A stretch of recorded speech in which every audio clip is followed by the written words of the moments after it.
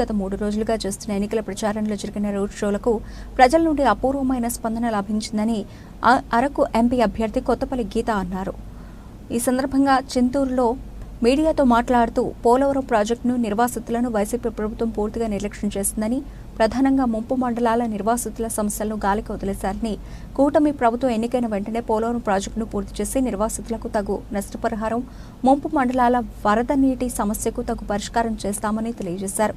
Araku MP అభ్యర్థిగా పోటీ చేస్తున్న తనను కమలం గుర్తుపై రంపచోడవరం ఎమ్మెల్యే అభ్యర్థి మిరియాల శిరీషాదేవిని సైకిల్ గుర్తుపై ఓటు వేసి ఉమ్మడి అభ్యర్థులను గెలిపించాలని ప్రజలు కోరారు. కూటమిగా పర్యటించడం జరుగుతుంది.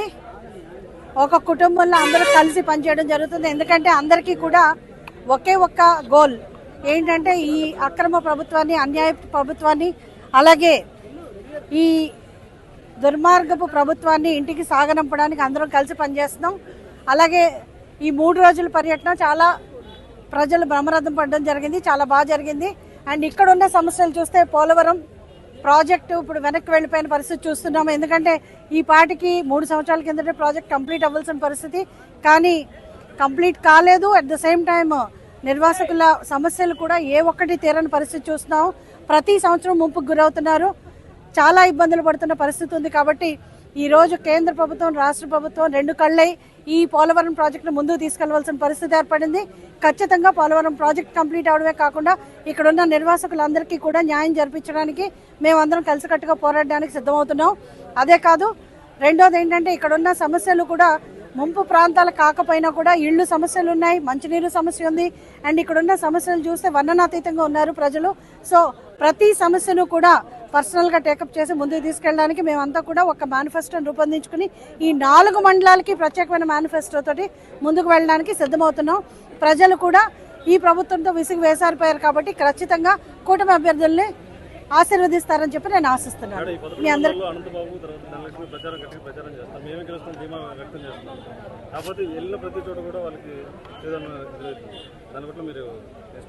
అంటే ప్రచారం చేయడం ఎవరికైనా అది హక్కు అండి, వాళ్ళు ప్రచారం చేసుకోవచ్చు. కానీ ఎప్పుడైనా ప్రచారానికి వచ్చినప్పుడు, ఇప్పుడు చంద్రబాబు నాయుడు గారు ఇంతకు ముందు ప్రచారం చేసినప్పుడు ఆయన ఏం చేశారో చెప్తారు. అలాగే బీజేపీ మేమేం చేసామో మేము చెప్తాం. కానీ చెప్పుకోవడానికి ఏమీ లేని వైసీపీ ఏం మాట్లాడతారు అన్నది నాకు తెలియదు. వాళ్ళు వచ్చి ప్రజలకి ఏం సమాధానం చెప్పాలి ప్రత్యేకంగా. ఎందుకంటే ఈ 5 సంవత్సరాలుగా ఎన్నిసార్లు వచ్చారు. ఫర్ ఎగ్జాంపుల్ మీ అందరికీ తెలుసు, 14 నుంచి 19 వరకు నేను ఈరోజు ధైర్యంగా మాట్లాడగలుగుతున్నా అంటే నేను ఎన్నిసార్లు వచ్చానో మీ అందరికీ తెలుసు. అట్ ద సేమ్ టైం ఇప్పుడున్న ఎంపీ కూడా ఎన్నిసార్లు వచ్చిందో నేను అడగక్కర్లేదు, మీకు కూడా తెలుసు. ఎందుకంటే ఇప్పుడున్న ప్రజాప్రతినిధులు ఎవరైతే ఉన్నారో వాళ్ళు ఓన్లీ రబ్బర్ స్టాంప్గా ఉన్నారు, కానీ ఎవరు కూడా ప్రజలు సమస్యలను పట్టించుకోవడం కానీ వాళ్ళకి విధులు ఏంటి అన్న విషయం కూడా అవగాహన లేని పరిస్థితి ఈరోజు చూస్తున్నాము.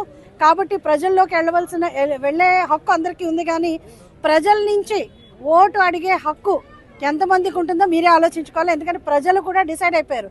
ఈరోజు ప్రజలు కూడా చాలా మౌనంగా ఉన్నారు, చాలామంది మౌనంగా ఉన్నారు, చాలామంది తిరగబడుతున్నారు కూడా. మౌనంగా ఉన్నారంటే అది అంగీకారం కాదు. ఆ మౌనం డెఫినెట్గా ఎలక్షన్ కోసం ఎదురు చూస్తున్నారు. ఎప్పుడెప్పుడు ఓటేద్దామా, ఎప్పుడెప్పుడు ఈ దుర్మార్గ ప్రభుత్వాన్ని ఇంటికి సాగనంపుదామని ప్రజలైతే సిద్ధంగా ఉన్నారని నేను భావిస్తున్నాను.